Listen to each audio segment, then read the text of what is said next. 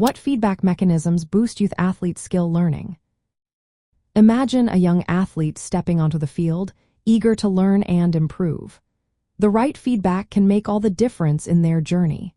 Let's explore how effective feedback mechanisms can boost skill learning in youth athletes. First, combining positive and corrective feedback is essential. When coaches acknowledge what athletes do well and provide specific guidance on how to improve, it builds confidence.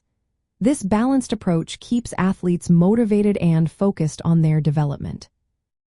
Next, feedback frequency and focus should match the athlete's learning stage. In the early stages, frequent and direct feedback is most beneficial. Coaches should aim to give feedback right after each attempt, focusing on one skill element at a time. This helps athletes grasp the skill without feeling overwhelmed. As they progress, feedback can be less frequent, encouraging them to self-monitor and adapt. There are two main types of feedback to consider: knowledge of performance and knowledge of results.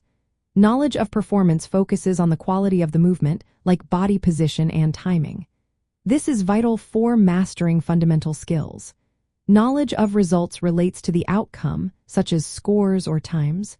While useful, it should not dominate the learning process. Video feedback is another powerful tool. By showing athletes their performance alongside expert models, they can visualize the desired skill. This comparison helps them identify areas for improvement. Watching themselves can enhance their understanding and safety in sports.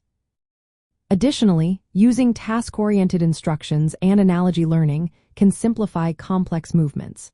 Coaches can provide verbal feedback that focuses on specific actions or use simple comparisons to help athletes connect new skills to familiar concepts. This makes learning more accessible and enjoyable. Creating a supportive learning environment is also key. Athletes thrive when they feel safe to try new things and make mistakes. Coaches should design drills that allow for intrinsic feedback, where athletes can learn from the activity itself.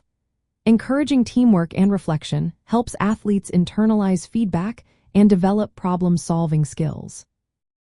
For practical applications, coaches and parents should provide immediate, specific, and positive feedback during early skill learning. Focus on one skill element at a time to avoid overwhelming athletes. Using video tools can show athletes their performance compared to expert models. As athletes progress, adjust feedback frequency to promote independence. Incorporate analogy and task-based instructions to clarify complex skills. Lastly, create practice settings where athletes feel comfortable experimenting and learning from errors. By applying these feedback mechanisms thoughtfully, coaches and parents can significantly support youth athletes in developing fundamental skills effectively and enjoyably.